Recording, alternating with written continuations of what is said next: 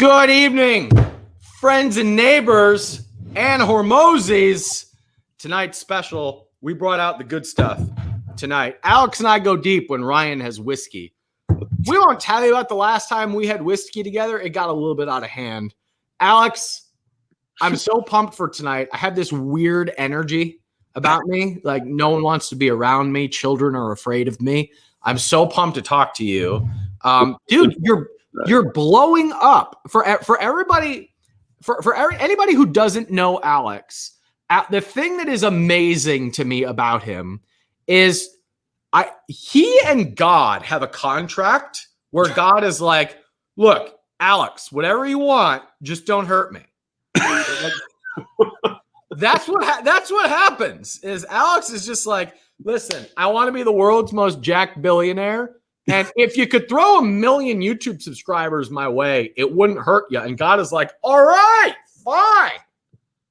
And then Alex just like, it just happens. And he's like, volume.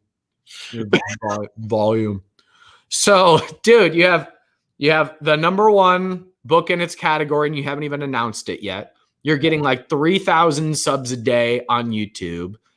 You have 1.5% body fat. What's it like? 12-inch personality. It's great being friends with you. You always make me feel great about myself. Well, give it a minute.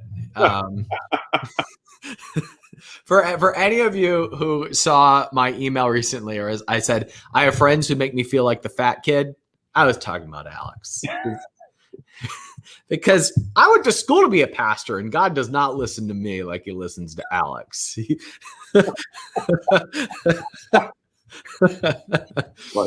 Hey, everybody, if you are watching live, please say hello in the comments so we can say hey. Oh, what's up, Javier? Good to see you. Hey, Sarah. Hey, Felix. Hey, Brandon. Hey, Sufjan's back. What's up, dude? Hey, Brandon. Good to see all of you. Paulina is hanging out in the green room. Brian's hanging out in the green room. Jason's hanging out in the green room. Good to see all of you. Hey, Clement. What's up, buddy? Hey, he's stuck in Canada hanging out with us. Dane's here. Felix is here. Hey, Toby, what's going on? Hey, Dane. Hey, Tony. We could be here for a while because the delay just caught up and now they're pouring in. So we're just going to go ahead and jump in, guys. I have a total blatant pitch and ask tonight. And it's going to cost you, ladies and gentlemen. Let me tell you, Alex, we all know the secret reason that you really put out a ton of content on the internet. And it's because you need to get rich selling 99-cent books, right? And I know you get like 35% of that from Kindle. So you're like, I know that's the real selfish reason why you're doing all of this. So look, the man's got to eat. He's got to feed these biceps. And we have a book. It costs a whole 99 cents. And you're going to have to go all the way to Amazon to get it. But this is what I'm going to ask all of you to do by the end of tonight. In fact, you should start doing it now. You should go to Amazon.com, search for Alex Hormozi, hit the buy button, and review the book once you've read it. Like, review the book. We all know how this works. Most of you are Amazon sellers. You're going to leave a review, a good one for Alex's book, because I can guarantee you that it's going to be the best book that you read all year. Best book I've read in a decade. So unless you're 10 times better than me, it's going to be the best book you read all year. So, Alex, I've told you this privately, but the thing that I admire about you and the thing that is so impressive about the fact that you have your total revenue is like $100 million on your main businesses. You have businesses that give you 10% of top line just to be an advisor. And this book is going to go nuts. They all have the thing in common of your emphasis is on really quality product. And that's not how most internet entrepreneurs approach things. Could you comment on your approach going on into any new business? So I thought it would be appropriate for a book that was about the product to be a good product in and of itself. And so I thought I'd have to spend an inordinate amount of time on the book to make sure that it was really good so that I could hold up to the standard that I was trying to tell people that it matters. Yeah. So if I'm looking at a business, the first thing that we'll usually do is look at like what is the value that you are providing, right? Like what is the amount of value that's being provided to the end user? And is there a way that we can repackage that value to enhance it? And the repackaging can happen in a variety of ways. And I go through that in the book in terms of like, can we do more? Can we make things happen faster? Can we make things happen easier? Can we do it with less sacrifice? Can we, those types of things that we can recombine it. And that's in a real way. But then on top of each of those things, we think like, can we do that in just a perceptual shift? Like, is there a way that we can change the way they're perceiving the value that they are getting from the product? And a lot of times those are almost more valuable in a real way than even changing things about the product itself. Would you comment a little bit? What do you mean that the perception can be more valuable? So I'll give everybody here like a simple example. So there are things besides the actual thing you're delivering that create value around it. And so if I were to say, hey, we have two surgeons and you want to get plastic surgery for whatever reason, and for one surgeon, it's their first surgery they've ever done, and another surgeon, it's their 10,000th surgery, which of these would you value more? Now, mind you, it might take the first guy twice as long to do the surgery compared to the second guy. So you're going to get half the time of the 10,000 rep guy compared to the first time rep guy. But you still, even though this guy's going to take half as much time with you, you'd still probably be willing to pay the 10,000 guy more. And that is because perceived likelihood of achievement is one of the things that creates value in a product. And so if we can bake these different lenses or layers into the value that we're providing, then we can, without actually changing our product itself, make it more valuable. Yeah, I have an old mentor who used to describe this as the magician versus the mule. The mule is paid to go out and work all the time, gets kicked when it stops, and the magician goes, field is plowed. Right? And we overemphasize the effort or the time going into it sometimes when we're the provider, but in the user's eyes, they just want the field plowed. And one of the things that reading your book reframed for me was like, I get intellectually the idea of developing a product that is customer centric, but in reality, my actions have always mapped that of a marketer. It's been, okay, how do I make this dance on the page rather than how do I create the absolute best fulfillment possible? And when that's the foundation of what you are asking, then marketing and sales is still important, but it's really easy to do. You don't like, one of the things that I really love about the way you advertise is your headlines are just like, like you don't have to make them sexy because they're already sexy because they're what the person wants. So yeah, big believers in marketing the actual, the product itself rather than the promise, and letting that kind of take care of it. So like we're big on, like for everyone who's listening right now, like we're really big on tracking the data of client success, on averages. Like you probably don't see a lot of like internet marketers, for example, saying our average client makes X in Y period of time. Like no one says that because most people's average client is zero, right? Well, rather, right. I'd say the median client would be zero, right? And so for us, it's actually a KPI that we track within the business, and that's one of the KPIs that we drive towards, which is like how can we get the average revenue collected, per client up within the first 14 days, the first 30 days, first 60 days, and so we track all those things because we know that the more money we make our customers, the more everything else happens. And one of the, some of the truths, like there are certain truths that things that you discover, or at least that I feel like I've discovered as we've been on this journey, is like the more money that we make other people, the more money we make, period. And that like, and I think that just putting that hat on that's what this book is. Like, I know that giving away the book for 99 cents and a course that accompanies it, like I'm sure I could sell it and I could sell it a coaching program and I could do all that, but like, I don't want to do that. And I enjoyed making it. And so that was kind of the point of doing it. One of the things that you say in just the description of the book is that you are out earning, the CEOs of publicly traded companies without having upsell flows that were dialed in, without, my goodness, without sending emails to your list, without doing a bunch of complicated marketing. Would you comment a little bit about that? Because like you're in our world, and like the entrepreneurial world, you're most famous in like the funnel hacking, one-click upsell, like that world, but you use that as a tool. It's not your business. You haven't had a lot of that dialed in, and you've still made tens of millions of dollars. So would you comment on that? Yeah, we're embarrassingly bad at most things. I think most people, at least when I talk to a lot of entrepreneurs, I think one of the biggest skills that's important is learning how to discern priority. Like, what is important? Like, there's so much information, right? So it's like all the stuff's coming at us. Like, what is most important? And we have such limited resources, like as entrepreneurs, such limited resources, capital, and the biggest one just being attention, right? We have such limited attention for ourselves, but just as importantly, or more importantly, our teams. And so it's like, I might only be able to move 1 or 2 rocks forward this year. You know what I mean? Like really, like big, important things.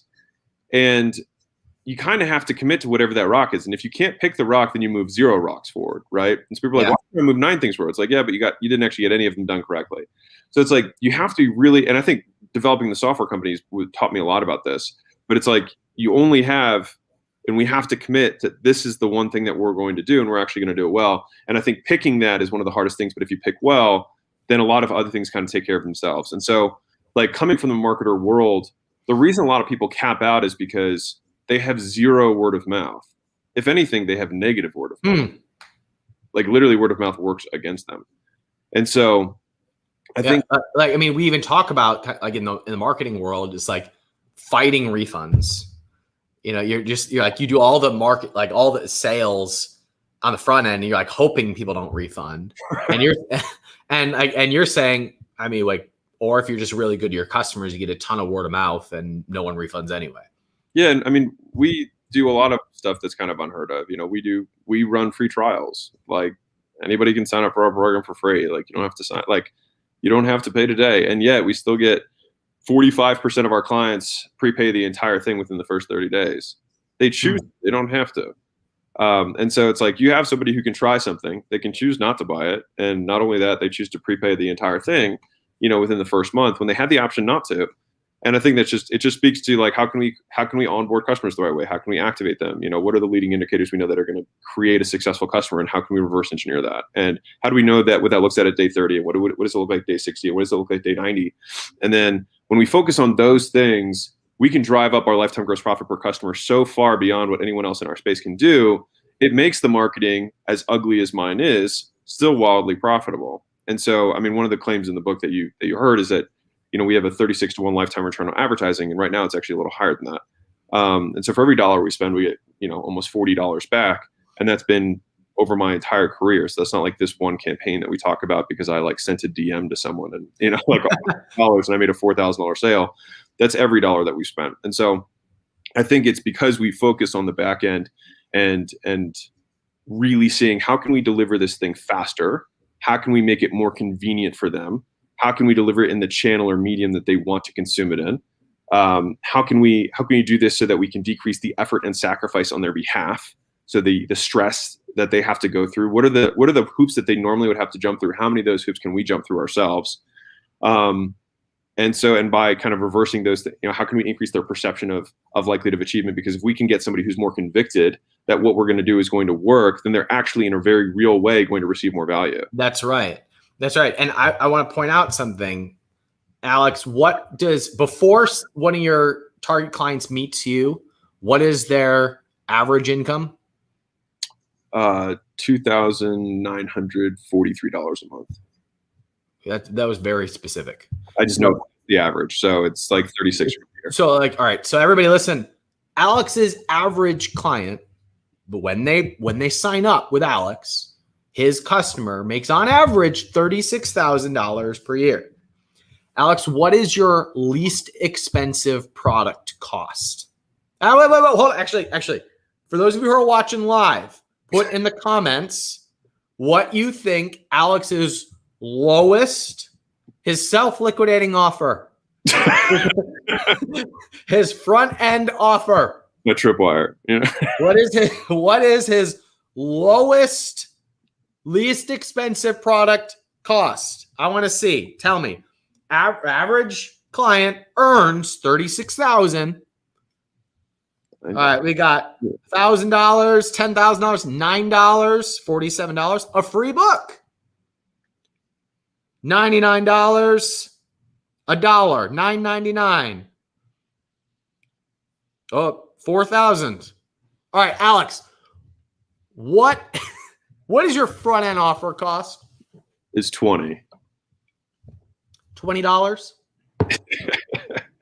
20 grand. Yeah. $20,000 Yeah. is his low end. Now listen, this is an important point here. First of all, we just shattered a bunch of beliefs. But I can't sell I can't sell my candle for $40, you know. Alex's client makes $36,000. His lowest price product costs 16 grand. And you just heard him say that after they join, they voluntarily pay it off early. Why? Because the entire product is focused on getting wins and results for the customer.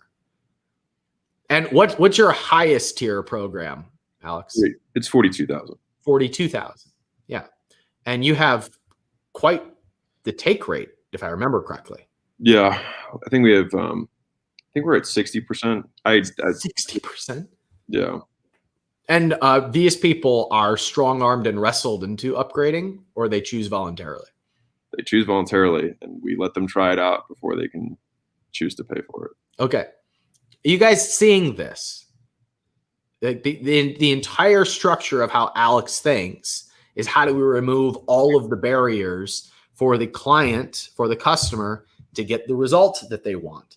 And if we do that really well by removing as much friction as possible, then they will voluntarily line up to give us money. It's kind of how business works. And that's why Alex can spend money on advertising to put people into his pipeline and win and beat everybody else. Am I remembering correctly that nobody was doing this when you started, and now everybody is trying to go after the same market? Am I remembering that right? Yeah, I don't think there were many gym gurus at the time when we came into the marketplace. I think the one guy who was selling a high ticket course was selling it for $5,000. That was like the high leader at the time. And most guys were selling $500 a month Facebook ads, like done for you stuff. For gym owners. Yeah. And like you just came in and totally owned the marketplace, and then a bunch of people copied you.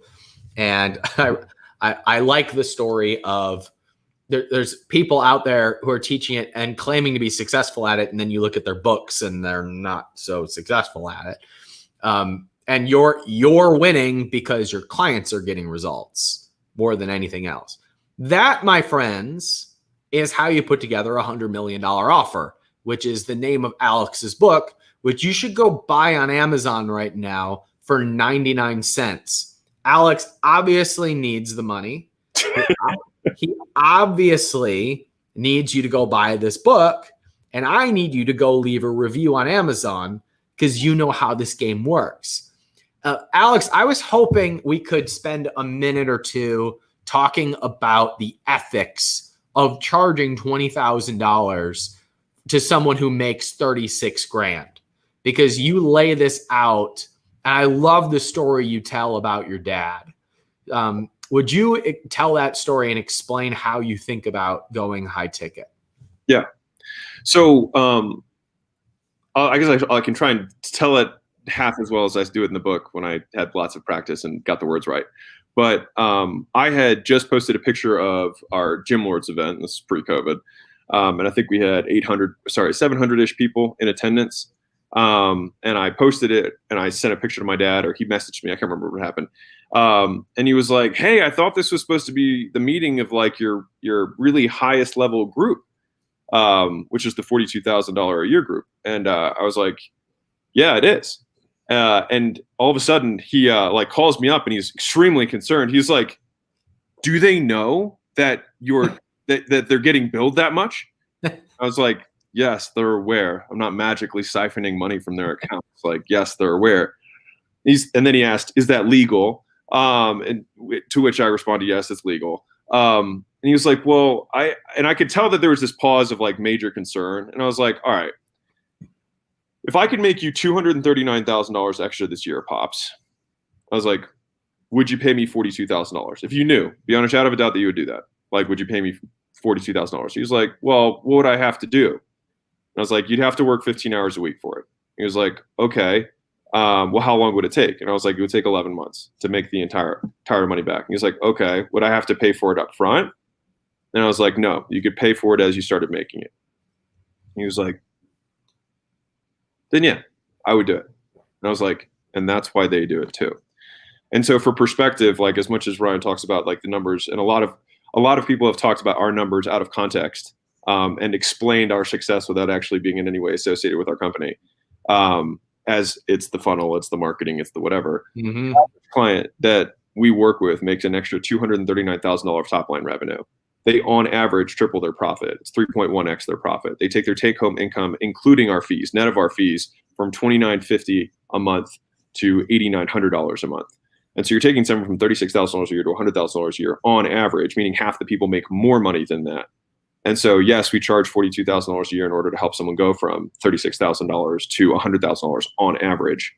But I think that that's more than reasonable considering what we, our efficacy at doing that. And, we purposely niche down because we understand niche pricing and we know that we can provide a better solution than anyone else can for a specific avatar. So it's like, if you are this specific type of person, you run this specific type of facility and you have this specific problem, we can solve it. And we've done it 4,000 times. So it's very unlikely that it's been chance at this point to, hit the however many. It's possible. It's possible. It's possible. It's not probable. And so that's kind of the overarching scheme, which is like everyone always looks at like how do I what's the trick at selling this more? But like there isn't a trick, because at a certain point, most people on here are probably have some level of conscience, right? Like you have some morality, you have some level of ethics. Not me. Not Ryan, but most people, right? And so you have this level of ethics. And so what ends up happening, though, is that if you don't actually deliver to the vast majority of the customers that you have, you will self-sabotage. You will stop selling. You will give yourself reasons, or your sales team will give you reasons, or your customer support team will give you reasons as to why we shouldn't continue this business. And so like you have to sell yourself first. And the only way to do that is to truly be convicted. And like the thing is you can tell people you're convicted, but like only if you're putting 100% of the effort that you could possibly put in to making the product better than it currently is. Again, Alex is speaking for himself. Not all of us have consciences here. I am a Johnson & Johnson shill. This live is brought to you by Johnson & Johnson. They sponsored this for me to shill out everybody getting the vaccine. So not everybody has a conscience. I don't. Alex, I wanted you to comment on, for those of you who do have a conscience, I wanted you to comment about the actual ethics of charging high ticket, because in your book you talk about, I don't remember if you said this or if this is my own words, but charging a lot of money is the most loving thing that you can do for your customer or client. Yeah. Would you speak a little bit to that? So I've always been a premium service guy. So even when I owned my chain of gyms way back in the day, before I switched to doing what we do now, and now we have our portfolio companies. And it's because like I want to sell from a place of certainty. I want to sell from a place of conviction. And the certainty that I want to have is not that I am certain that the person will achieve the result, because I cannot be certain that someone is going to eat the food that I tell them to eat. I'm not certain that someone can go to the gym, but I can be certain that I'm the best chance they have at being successful. And so that's the pivot that you have to make internally is, am I certain? Because that's where the certainty will come from. Because anybody who says they're certain that someone's going to get a result is lying to themselves if there's anything that the client has to do. And most people who are in a coaching space or education space, whatever it is, the client has to do something. They have to do something. I can teach Spanish, and some people are not going to learn Spanish. I can be the best Spanish teacher in the world, right? It's going to happen. And so the question is Spanish a scam, or are there bad students? They're also bad teachers. Right. And so there's we need to build a wall, Alex, because Spanish is a scam. And so I'll talk, because I talk at length about price in the first third of the book. But I'll give you a couple of examples that I think might drive this home. So first off, from a value perspective, people will value things in and of itself, like I talked about, there's different layers of value, right? Like things that you can change outside of the product that will inherently make it more valuable. So they did a blind taste test with 3 wines: a cheap wine, a middle wine, and an expensive wine. And the taste testers asked the people, rate the wines. And they concurrently rated the wines, better, bad, middle, good, according to price, from poor, from cheap, expensive, whatever, right? But what ended up being the truth is that they revealed to the people that all 3 wines were the same. And so in a very real way, price provides value to a prospect. And that was on a consumer good. Now, when you can put that on steroids when it comes to an educational product or something that has to do with training. There is more lure around expensive things. People want to buy expensive things. People will become more convicted the more they invested they become. So people pay who pay attention, right? And the more they pay attention, right? That's right. So the idea around this is that it is more ethical if I say that I am trying to best serve my clients and I'm claiming that this is the best chance that they have at being successful, then I must use every lever in my arsenal to get them invested in their own success. And so I call this the virtuous cycle of price. But the more someone pays, the more invested they are. The more invested they are, the better the results they get. The better results they get, the more convicted your sales team is. The more people they sell at higher prices, the more profit you have to reinvest in the fulfillment to get more clients' results, and around you go. And then on top of that, for you as the business owner, you become more convicted, your self-worth improves, the impact you feel like you're making increases, and you continue to have this virtuous cycle. On the flip side, and as a final one, people who pay the most are also the lowest maintenance. You have the That is absolutely correct. Easiest clients to deal with. But if you flip that entire equation, it's that's why you price your book so high at 99 cents. You do not want annoying readers. Yeah, I just don't want annoying readers at all. The flip side of this is like if you cut your prices, all of a sudden you have less money for fulfillment. People are less emotionally invested. You attract the worst quality customers. The conviction of your sales team drops. You have less profit left over to provide a better product, etc. Right? And so it's a virtuous or vicious cycle of price. And if we are claiming to be ethical individuals and we are claiming that we're going to create a product that's going to have the best chance at getting someone successful, then we must anchor in such a way that we're going to get them the most invested so that they are successful. And everybody, this is why socialism sucks. Alex just explained it better than I've ever been able to do. This is why socialism sucks, right? This is why capitalism solves problems and socialism kills people and puts them in jail, right?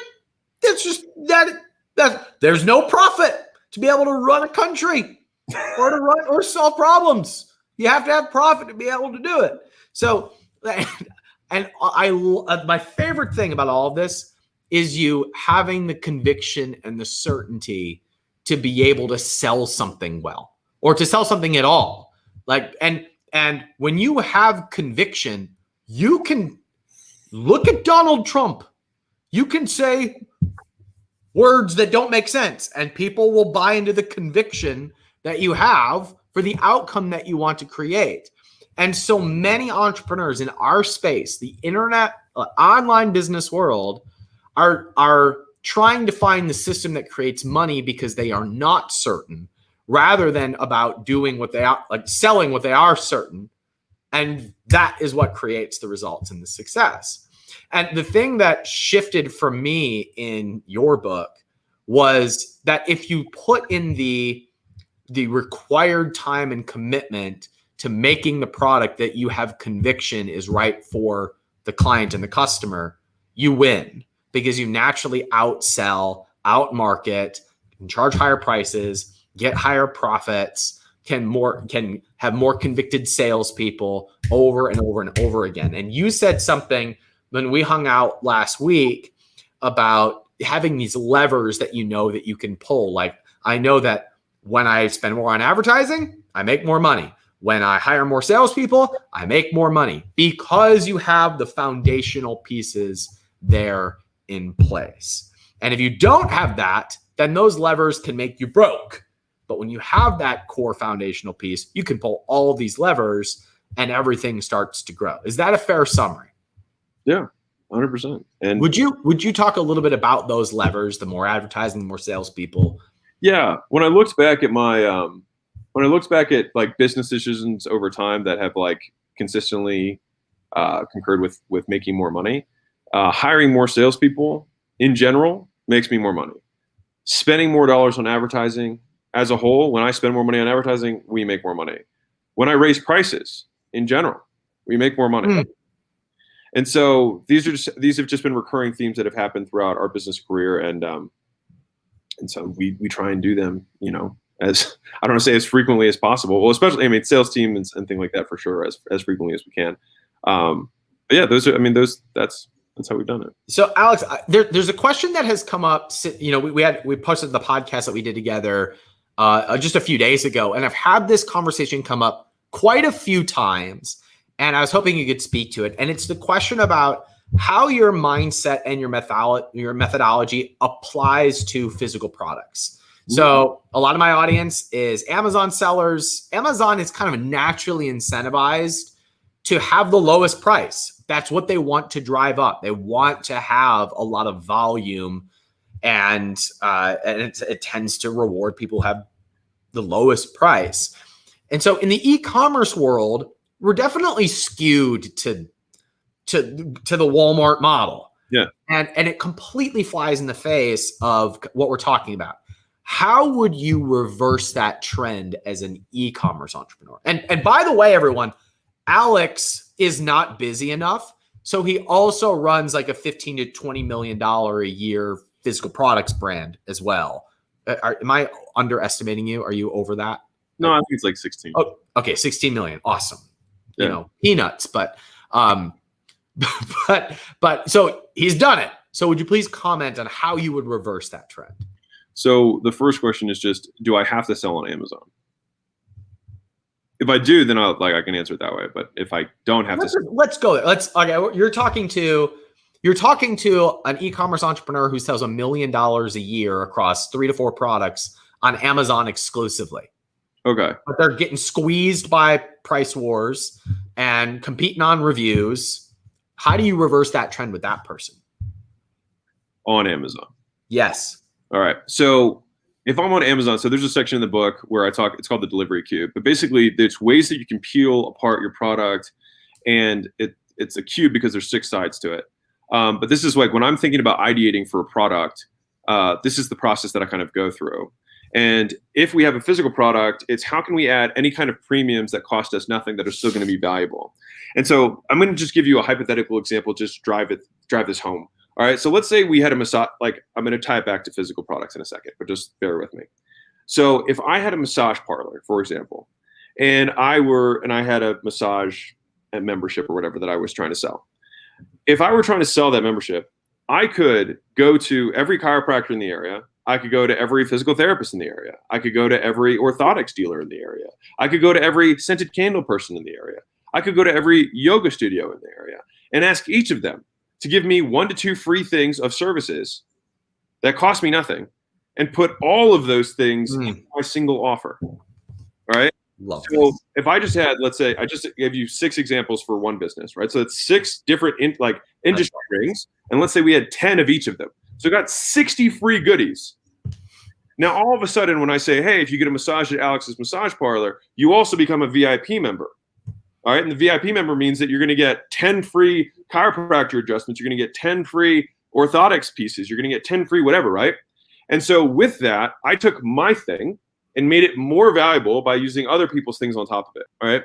And so I just wanted to use that as a mental reframe for what I'm talking about. There's a lot of things outside of the product that we can use to make the core product itself more valuable, because the customer has a lot of needs. And the good news is that when somebody has a lot of desires, it means they have. Alex, I'm sorry to interrupt you, but how many of you just had the biggest braingasm of your life? Like, you can see where this is going. And you're like, holy fuck. I think I just saw a piece of the Matrix. Put in the comments right now if you just hashtag braingasm. If you just got a business boner. Like I'm sitting here like, oh my God, this is the greatest thing ever. And every page of Alex's book is like, oh my, like I need a cigarette. I need to step away from this. The hashtag braingasms are starting to happen. We've got multiple braingasms happening in the comments, Alex. All right. Now, please keep going. I'm ready. Sorry, we both blew some lines of on switch before we got on. Yes, we did. Proud sponsor. And we're sponsored by OnSwitch and Johnson & Johnson. Yeah, and Johnson & Johnson. Yeah. So the delivery cube is basically what I walk through mentally to think, how am I going to deliver the thing? So first is, what's the outcome? All right. The outcome is, what are the other problems, their ancillary problems that this customer is going to have or experience before or after they use the product? Ooh, am I dragging? You're good. Okay. What are the things that are going to happen immediately before and immediately after they use my product? And there's going to be problems that are going to be associated with these or not those things. And how can I solve that problem before and after? All right. So now that I've identified what the problems are that are going to be associated with the product, then I can pull these problems out and think, okay, now I'm going to splay them out and think, how many different ways can I solve this? Right. And so let's say we've got somebody and you're in the supplement space. I'll just say, for example, right? So if you're in the supplement space or nutraceutical space, whatever, then this person might want to lose weight. All right. Well, what other things can I do that somebody who's trying to lose weight and buying my fat burner, right? What else might they want? Well, they might want an eating out guide. They might want a grocery list. They might want a cooking guide. They might want lick your fingers lunches, a delectable dinners, a shake guide, a breakfast guide. They might also want a calculator that's for on budget, so they can have stuff that's cheap so that they can lose weight, on a budget. They might want to also have family-friendly meals that they can make for themselves and their family, right? They might want to have something they can do for work, right? You might also want to have the workout guide that they can do at a real gym or they can do it at home, right? These are all things that take one-time time investments that you can add into the core product for no added cost, and then sell that product at a premium because of the ancillary values we've stacked onto it. Now, that's just one example of the 6 on the delivery cube. It would probably take more time to get through it, but like each of these things are layers of value that you can look at. Like you could also add premium support on text as a way that you can support customers that no one else has. Right? You could do it via phone. You could do it via Zoom. You can do it via chat. You can do it like that's just one of the things. It's like that is a medium, which is one of the groups, and then speed and convenience being another one of the layers that you can add onto it. So, but before you go there, all of you who ask questions like, "How do I get my Amazon data? How do I get my customers' email addresses from Amazon? Amazon hides it from." You give them great shit. That's how.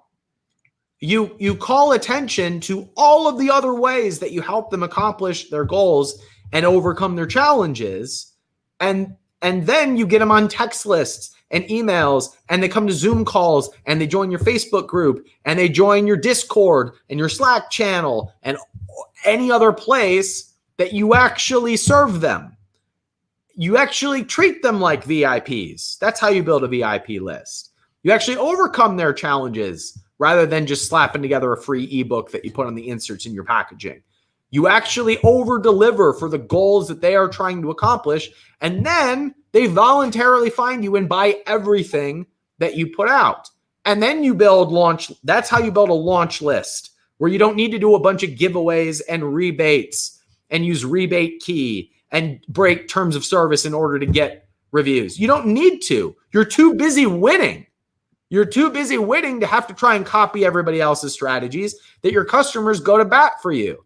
That's how you win. That's how you actually build the list and the responsive customers that buy from you over and over and over again. And by the way, the rant that Alex just went on was if you just had one product and you made a list of all the other things that they needed and you didn't create the products around them. You just create partnerships with all these people. And that becomes part of the stack. Imagine if you started asking the question, okay, well, we have this challenge and now we're going to release this product that actually solves this. And now you have the virtuous cycle of price working in your favor. Did you just say that was one of the 6 cubes? Yeah, one of the ways. Just one of the ways that you can do this? Yeah. I need a cigarette. And what's also kind of cool about this is like we just talked about all those partnerships, right? So if you're trying to increase your average order value, if those people redeem 10 of those things that you just gave them, and those partners that you made a partnership with paid you for free customers, then you're increasing, and all of that's true bottom line to you. So you could give away your product for free and then make all of your money on the partnerships on the back end if you really wanted to. So like Layla and I make a couple $1 million a year just in affiliate partnership rebates coming back to us because we already know we want to enhance the value of the products that we have we were going to make the introduction anyways. We might as well get paid for it by gathering and aggregating the solutions in one place, because that's what our customers want anyways. But as a mental fun exercise, I want to run three fun mental tests for everyone that I've gotten good feedback on. The first is, if you were selling your product for $100,000, what would you include to make that product worth $100,000? Like, think about it. Like, if someone paid you for the same outcome, because fundamentally everyone's always paying for the outcome, right? The girl who buys a $5 ebook and the girl who buys liposuction are buying the same outcome. The reason that they're priced differently is because I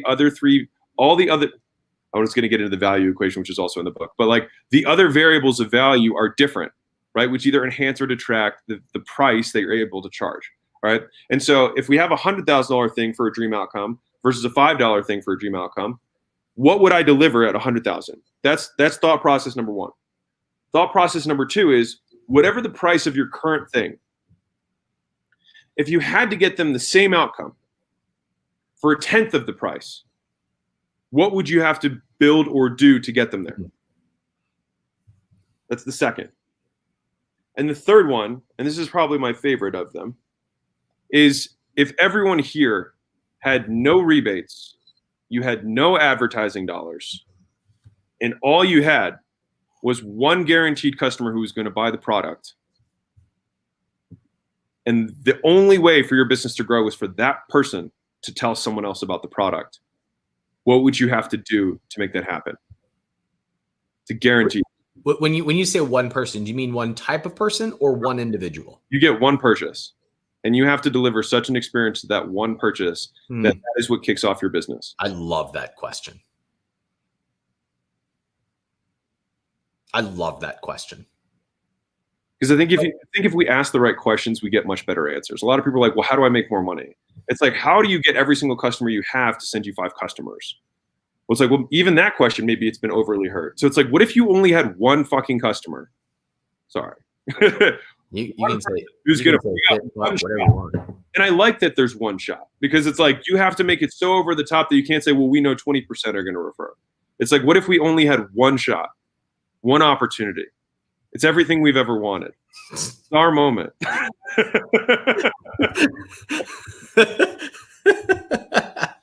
We can capture that 5-star review. Or would you let it slip? Oh, hey, Alex, the camera's doing that thing. Camera's doing that thing. Alex. Am I not here? I can see. Not you, Alex. Oh. You're not the problem, Alex. Our camera battery died. So I'm just going to, I'm making faces. Come on. In 3, 2, 1. Alex. Yeah. Not you, Alex. Oh, sorry. That's going to be annoying. Yeah, it is. Hold on. It's back, right? No, it's not back. You're just making me look stupid. In the meantime, in the meantime, over to this angle, the less cool angle. You can see him. You can. I'm using this.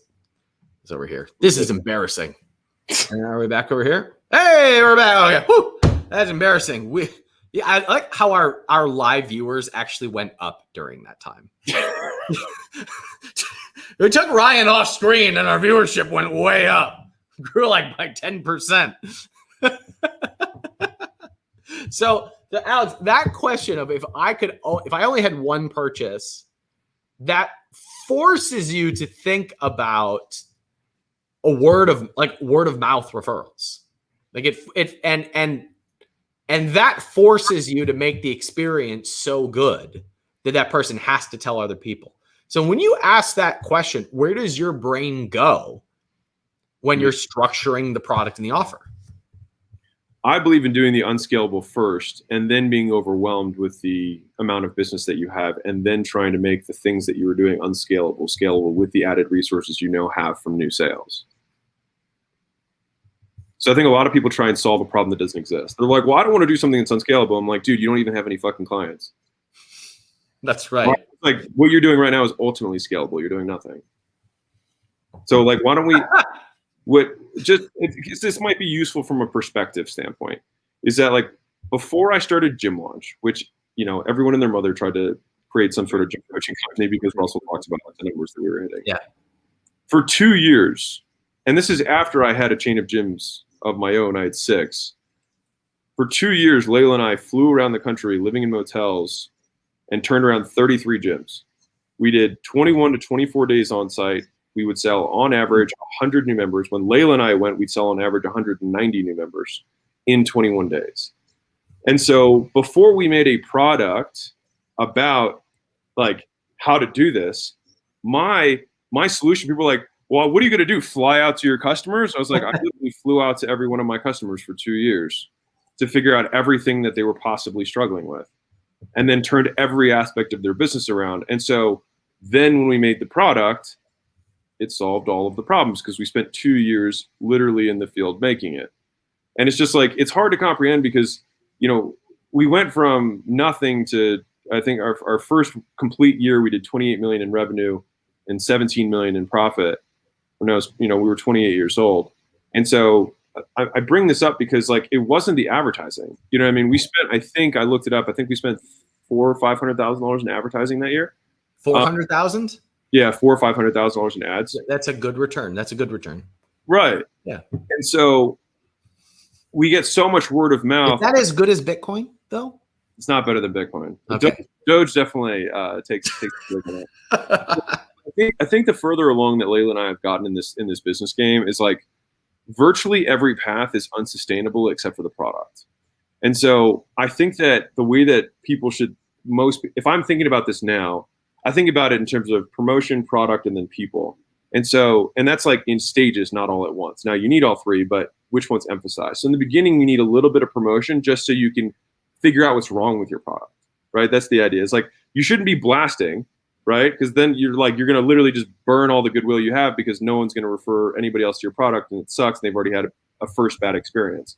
So it's like, all right, we need a little bit of promotion just so we have enough flow that we can fix this product. And you keep fixing it until the company can start growing on that same level of promotion. At that point, then you double down on the product and then you can gas the promotion. That's called getting product market fit. But everyone right now is like super excited about spending $100,000 a month on ads, making 120,000 in sales.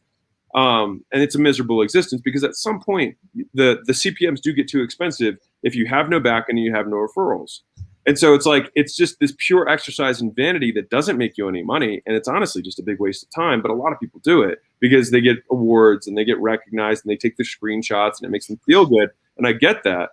But like, I can tell you, having now been on the other side of this, having good product just really makes life a lot easier because your margins are really good. You don't have to work nearly as hard in the acquisition. And you can sleep pretty well at night because you know the product you have is good. And I'll tell you one more benefit that no one talks about, which is I think at a certain level you start, like, the pressure as an entrepreneur continues to increase at the higher and higher levels. Like, I'm sure Ryan has comments on YouTube that are negative. It's like, not me. Nah. But the thing is like, if I were to say, hey, Ryan, you have green hair, he probably wouldn't be bothered by that because he has 0%. He knows that there's 0% truth in that. But all of a sudden, if you start getting hateful comments and it starts really bugging you, it's because there's a certain degree, a lack of conviction that you know you could do better. That's right. And so then what happens is you start slowing yourself down. It starts eating up your conscience, starts eating up your free space. And I think the only way to get through that is to really go through it by improving the product to a degree that you literally cannot think of another way that it could be better. And that takes years, not months. And I think that's the other piece. It's like, dude, I worked on my product all week last week. That's cute. You know? Good start.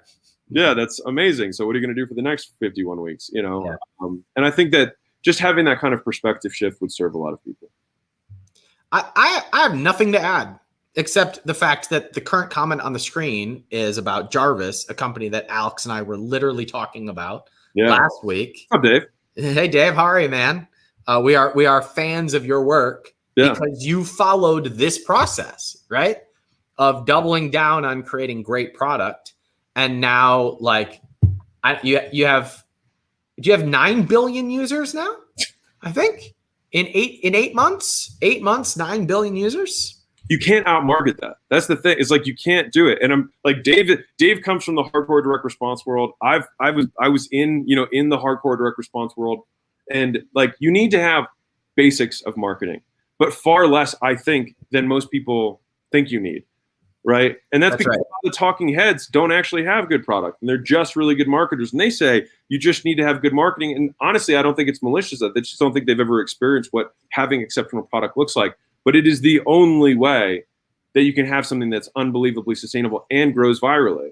Like if you have net negative churn, which Dave obviously does here with 25,000 active users on the software in 8 months, right? The only way you can do that is if the people who buy the product tell other people. And I think with the more digital world that we have, like at a certain point, everyone will immediately know how good you are within seconds. And so we get ahead of the curve. Here's an analogy that's coming to mind for me. The people that know the best pickup lines, the dudes that dive deep into pickup and study that world are the most insecure dudes. Mm-hmm. And now sometimes they can use that world as a way to gain confidence and improve themselves. That does happen. But for the most part, most of the guys who go deep into like that world of pickup are compensating for a lack of confidence, for where they are flawed, and then become masters at manipulation and persuasion to cover up for a feeling of lack. Marketers are the same way. Marketers become deeply involved with persuasion and sales and sometimes copy or having the best funnel or whatever it is to overcompensate for the fact that their product sucks, that their business sucks. But when you flip the whole thing, when the dude has absolute confidence because he just chooses to have it, he doesn't need to have the best pickup line in order for every girl to prefer him. And when you have the best product, you don't need to sell it that hard because you have the conviction that what you have is the best thing for the customer. People pick up on that. We are way smarter as human beings than we think we are. We are not nearly as persuaded by the words on a page or the words that you say as people think. We are persuaded by picking up on the emotions and the certainty that you are projecting and how you really feel about the experience that the person's about to have. So the most profitable thing that you can do is for you to operate from a place of certainty, knowing that your product, your business, and your service is actually the best thing for that customer. And that requires you to take an honest look in the mirror and say, is my product and my business the best thing for the customer? And when the answer is yes, you have $100 million businesses. That is the foundation. That is the mindset. That is the place from which Alex builds his $100 million empires. And that's what he documents inside of $100 million offers.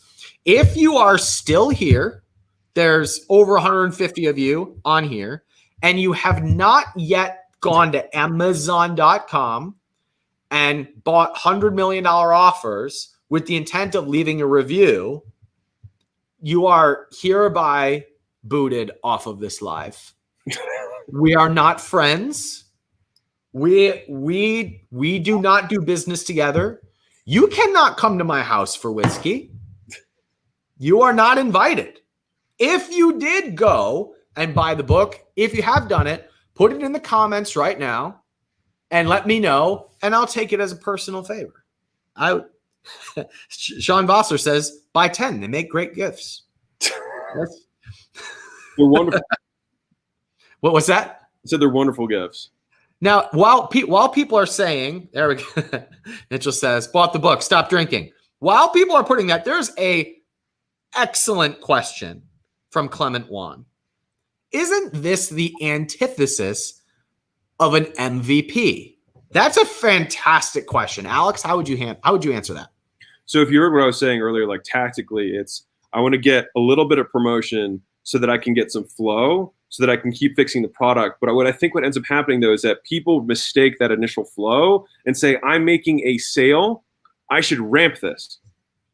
And that's what it is. It's the first dollar comes across and they see that first dollar as the sign or the indication that they now have a successful business, when in reality, they have signaled that they know how to market a small amount and sell a product.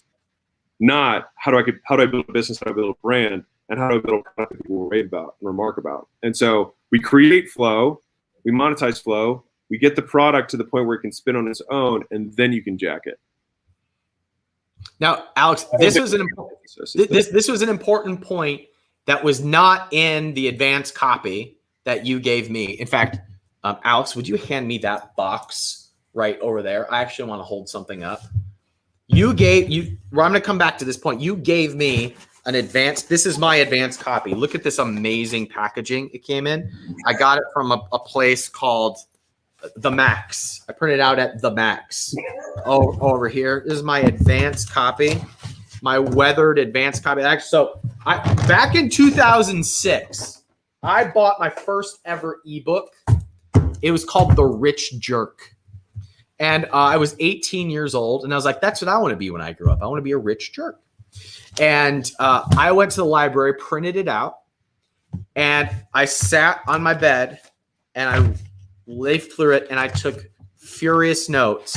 And I just had this thought of, if I read this book, this is going to change my life. If I take this serious, it's going to change my life. And that was the first book I ever bought on internet marketing, which built the foundation for my first six-figure business. I learned about affiliate marketing, SEO, taking on clients, email copywriting, putting together products. That was the foundation for everything. I have not had that feeling again until I went to The Max and printed out $100 million offers. And this has gobs and gobs of notes about my business and what I'm going to do with this, and which is why I say the second chapter of my career started when I read Alex's book, because it was the same experience that I had. It felt like the new start. It was like, I get it now. Like, I get this now. And one of the biggest shifts happened after I read the advanced copy, because you told me about the section that you added, which was about flow before friction. And this was one of those moments where I had to step away and get another cigarette. By the way, I've never smoked my entire life. I should probably stop using that analogy. I should just stick to whiskey. Yeah. But please explain this concept, because it's such a shift for so many people, the flow before friction.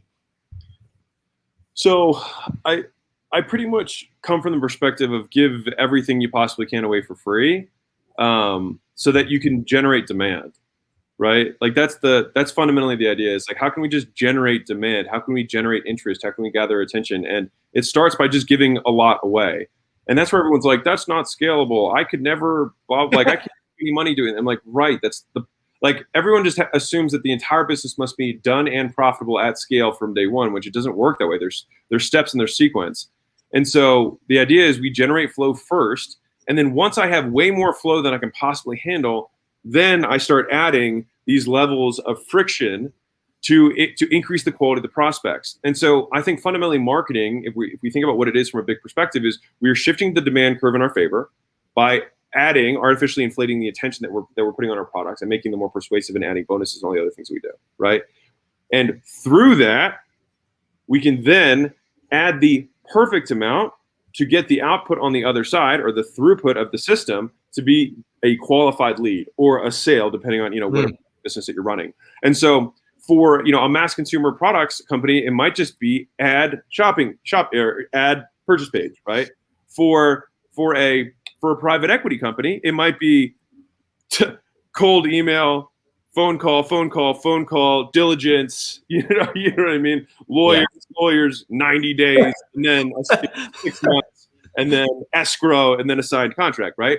And so the type of sale will depend. Typically, the higher the price, the higher the friction, right? And the bigger the front end has to be in order to get that, but that's justified by the higher price of the ticket. And so I think what most people don't know how to do is, like, there's these big pools of attention, and then there's these sales that you want to make. And so the best marketers know the right amount of friction to apply. And I think the experience of the marketer says, this feels like a 2-step. This feels like a 3-step. This feels like a 1-step. And they just can do that off of the fact that they have experience. But fundamentally, the way I do if I'm approaching a new market is I want all the flow, and then I will add 1 layer and see how we do. And then I will add 2 layers and then see how we do, until we get to a point where I'm like, that's just right. So let me explain how we just use this in our business at capitalism.com.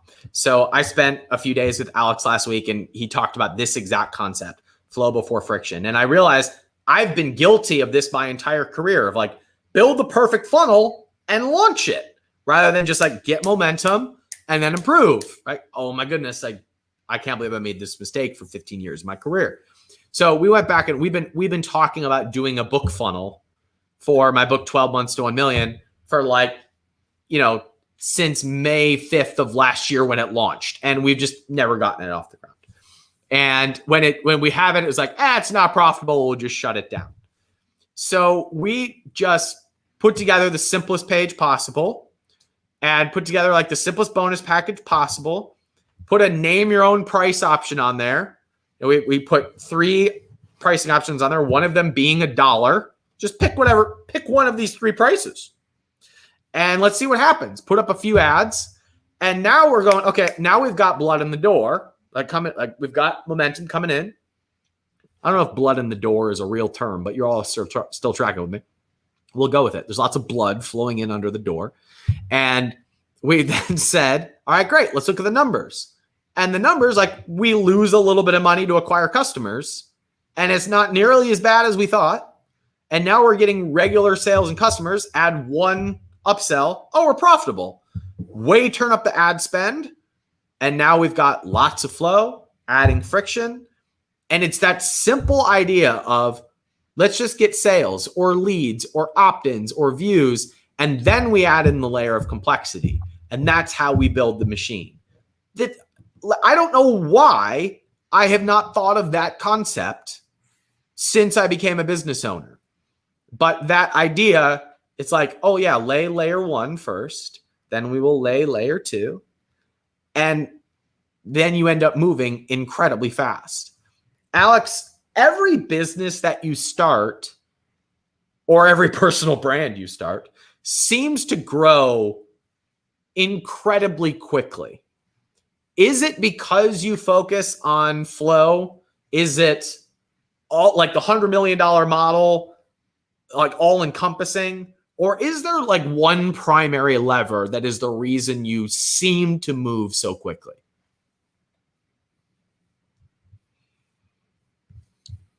I don't know. Good show, everybody. Thank you for being here. Buy $100 million offers. We try to make the free stuff way better than everyone else's paid stuff. And that's been, I feel like there's a lot of truths that people say, but they don't feel, you know what I mean? And so they say like, make your free stuff better than other people's paid stuff, but they don't. They make it look like everyone else's content, but it's like, what if you actually made it better than everyone else's paid stuff? And a lot of times I think people notice the intention or the spirit behind what you're creating. If anyone reads the book, they can probably tell that I could package it into a course. You know what I mean? And I put a course with the book. And you can probably tell that it's not a webinar that just got transcribed and put into a book so that I could sell a thing, which is that's not how it is, right? And so the idea for me is to create such a high price to value discrepancy that I engender goodwill, which is candidly all I want right now at this point in my career. And that's the whole point. That's it. And there's 6 pages called The Delicate Dance of Desire, which is in the book, which is the last thing I added to the book before it got published. And it kind of talks to this concept a lot, which is like we're artificially stimulating demand with our marketing, right? And so you can also control your supply to increase prices by increasing scarcity, right? Like if Ryan, for example, sold 1 hour per month and it was open on the calendar and it was a bidding or auction system, right? Or he only sold 1, then he would probably be able to fetch a very good price for it. If he sold 10, he probably wouldn't be able to get nearly as good of a price, right? And so the idea is how can we find the delicate dance between supply and demand that best serves us as business owners and best serves our clients? And so I say this to say, my goal is always to create far more demand than I have supply, and to not try and immediately meet the demand, but always stay just behind it. And in so doing, create far more pricing power for my products, far more profit, and continue to keep a little bit of demand in that pool that's pent up, right? And so I think I use the analogy like, if you sleep with your partner every single day, your desire will inherently be lower than somebody who hasn't slept with their partner in a week, right? And so I don't want the aroused customer. I want the ravenous customer. And so the idea is we only want things that we cannot have, right? Desire is literally the wanting of something you do not have. As soon as you have it, you are satisfied. And if we are saying that we are demand generators, then we are generators of desire, or better stated, we're channelers of the desire that already exists. And so if we're going to make stuff, right, if we're going to make something, then we want to make it so good that that demand becomes so great and the supply is so small, right, that the profits that we get are breathtaking. And we keep it there. And then maybe next month we do this much. But now, because of how good the product was and the word of mouth that happened on the back end, that pool of demand doubled, right? And then we open up a little bit more. And then that is how you never go hungry, because you always have, every time you open the door, it sells out, and it sells at the price that you want it to sell at. So that's my goal. And I think that's why we've been able to have tremendous uptick on the products and things that we've sold, is that we try and work in that manner. You tell a story in the book about being at Arnold's charity event where there was a lot of demand, more demand than there was supply. And the person that you met there said, when there's that much demand, you have the capacity, or you create even more scarcity. Yeah. Explain to me why that's the case. So this guy was like an Eastern Bloc guy, came here, definitely been through rough times, big dude. And he sold ultra high-end jewelry. So I think the pieces we're talking about between, $1 million, $5 million, $10 million pieces of like status. They weren't even jewelry at that point, right? And he'd figured out a way to do this. And this guy was a master. And he told them at the Arnold, the fundraiser at Arnold's house, they had more demand for tickets from the year prior. They had sold 200 tickets, I think at 10 grand. And instead, he told, or it might have been 5 grand. And instead, he told them to cut it from 200 to 100 and raise the price to 25,000 a ticket. And he's like, and the charity fundraiser was like, dude, I don't know about this. Like, what if we don't sell any of the tickets? And he was like, fucking trust me. And so the demand went up, and they cut the supply, and they jacked the price. And he was like, we made more in selling tickets than we ever have, and we haven't even started the event yet. And so they had made more just selling tickets than from the auction than they had the year before, because he had learned how to master supply and demand. And so I remember seeing him do that, and it was such like a pivotal moment for me. That's why I tell the story in the book, is that I truly think that the single strongest factor in all of pricing is supply and demand. And I think a lot of people don't take into account, and that you can manipulate it. And that's fundamentally what we're supposed to be doing here. We're manipulators of demand when we're marketing. We're stimulating, we're artificially inflating it so that we can sell what we want to sell, right? And so if we can play that dance, then we can get the outcome that we want. And I think that I talk about that stuff in the book. And I think when I was there, it was impactful. It's interesting because there's still questions coming in on the chat about how this applies to e-commerce. And it's this idea of where you take the sale is like where your business ends. And because like if you're selling on Amazon, or even if you're selling on Shopify, if you're selling any stuff, the idea of limiting the amount that is available is a little bit of a foreign concept, unless you're launching them in connection with an NFT, which I kind of think might be around the corner. You could do flavor drops. You could do but even beyond that, Alex, what you said earlier about taking the conversation off of that primary sales channel. Yeah. Where now your platform like Amazon is really just a place where you're collecting leads at break even. Because you're having all these buyers flood in, but the entire business is constructed to give the customer an unbelievable experience that gets them to their dream outcome. The business is actually the backbone. It's not the front. Right. It is everything else that overcomes their challenges. Like you mentioned, those partnerships with outside vendors. It is the memberships on the back end. It is the offers that you send them in the customer follow-up process. It is that entire structure. And all of those can be limited. All of those can have an amazing amount of scarcity. And I think so many people in our circle, specifically like e-commerce circle, they don't think in terms of scarcity in a positive sense, meaning limited the amount that is available, because they're just thinking about selling the next widget.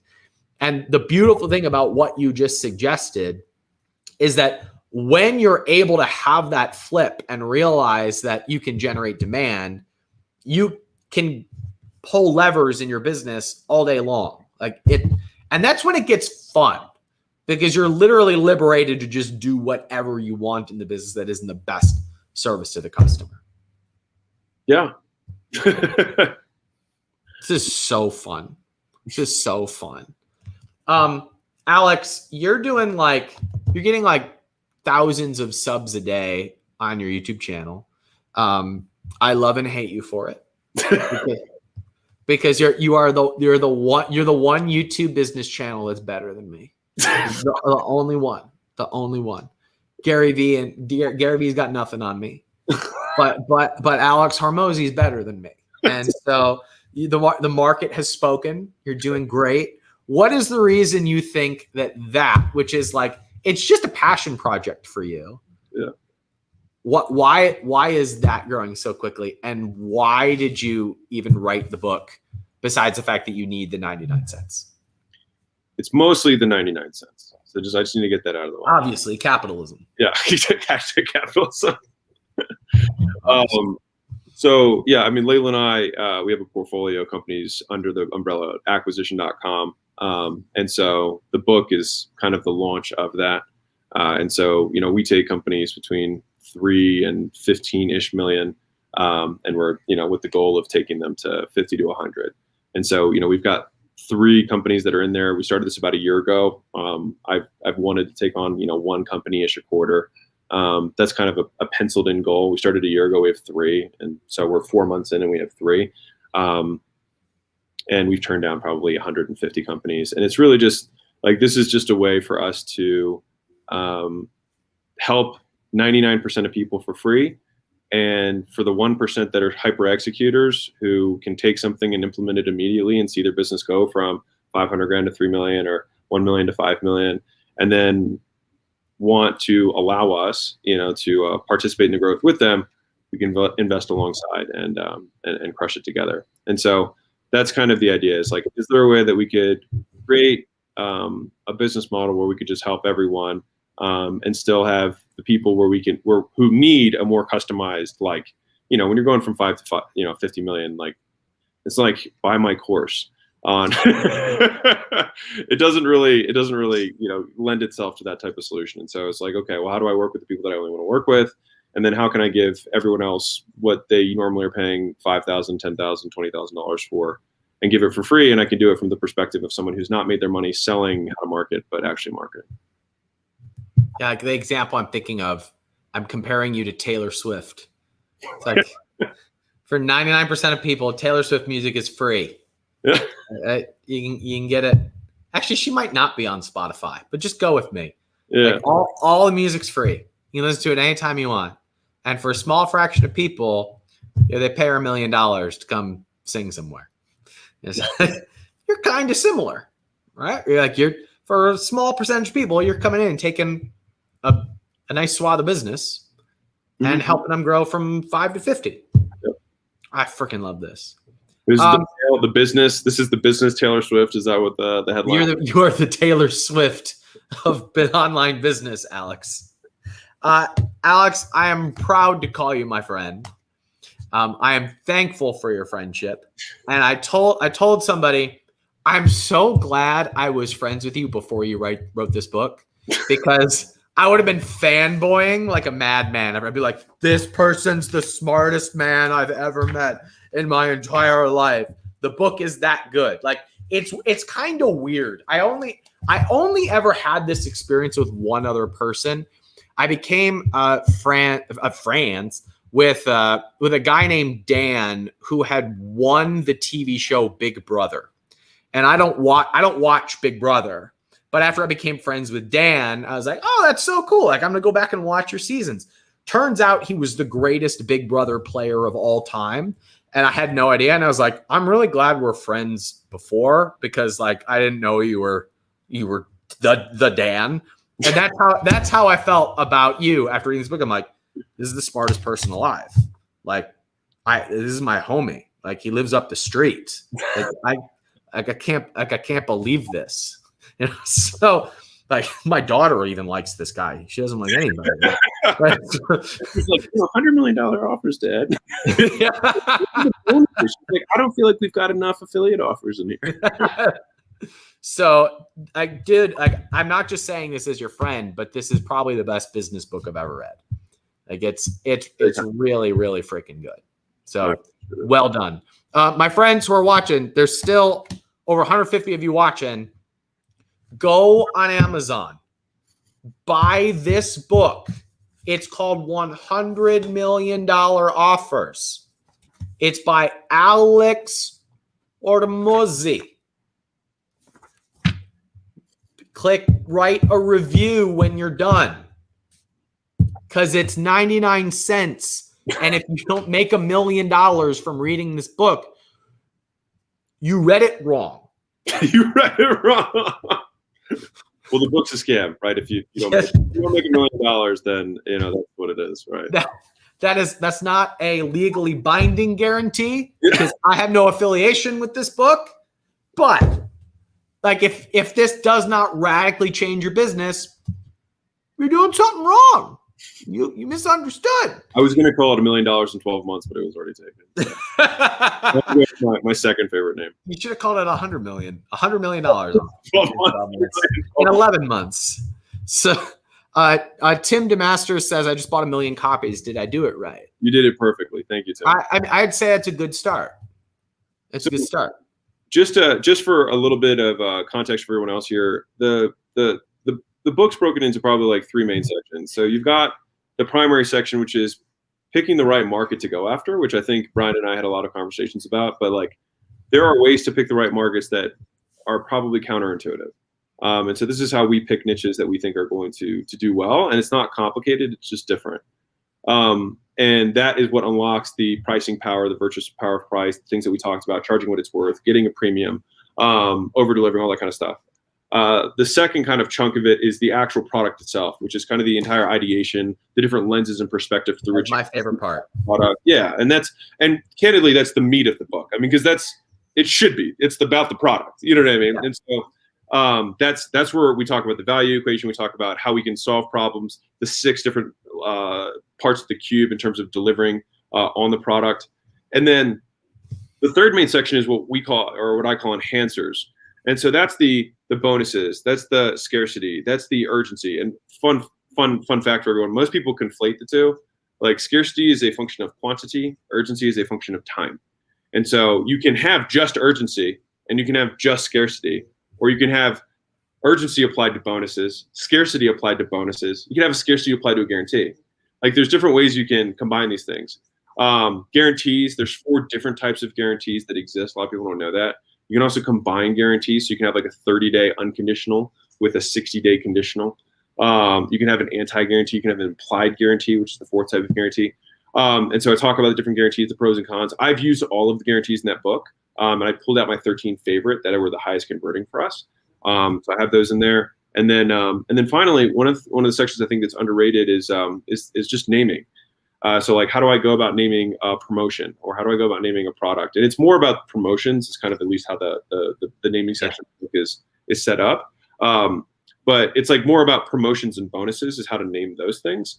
And there's some interesting things on like how to rhyme the names, how to alliterate the names, and things that make names catchy and stick, that have just been things that I've found over time that I think a lot of people find valuable. Because a lot of times, simply by changing the name of the promotion, you can 3 or 4x the conversion, even though you haven't even changed the product.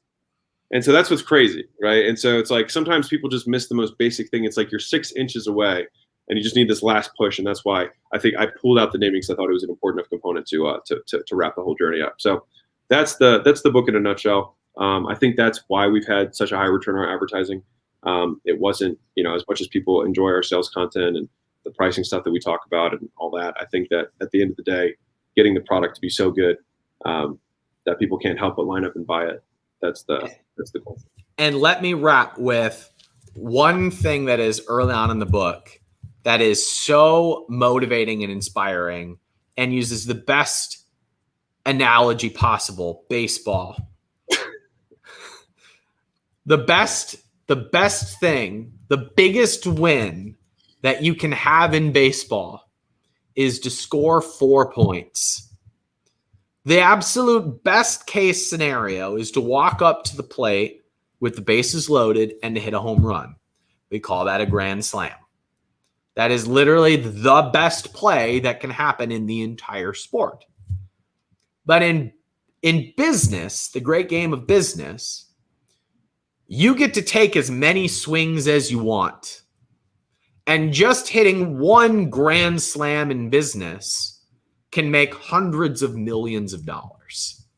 And so often we get caught up in getting it just right and making the one thing that we have going, I call it the golden turd, polishing it until it's perfect and hoping that it becomes something one day, instead of just swinging and swinging and swinging and swinging until we have the grand slam.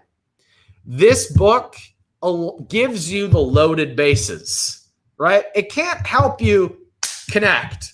It's not going to do push-ups for you so that you're stronger, but it loads the bases for you. And you get unlimited swings in business. Until you die, you can keep swinging and you can keep trying different experiments. And eventually you're going to connect. And what this book did for me is make me feel like I was coming up to the plate with loaded bases. And now it's up to me to become the person who has the skills and the habits and the mindsets and the beliefs and the right approach for me to be able to swing and connect and hit a home run. And when you've got the bases loaded, it's a grand slam offer. So my friends, as someone who cares, go get this book and go through it and let it impact your business, because this world is filled with business owners, entrepreneurs, marketers that are in it because they want to do something for themselves, which is a great start. They start a business because they want to have a different life. But you have real freedom and control and upside and value and freedom and peace of mind when your business is completely in service to the customer.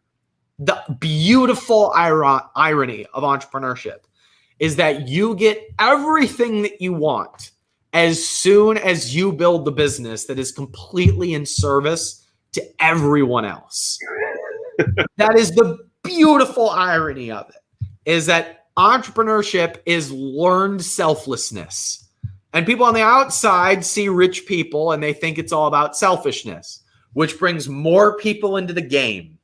And they slowly discover that the more that it's about them, the more they lose. And the more that it's about other people, the more they win in the process. It's a beautiful, virtuous cycle.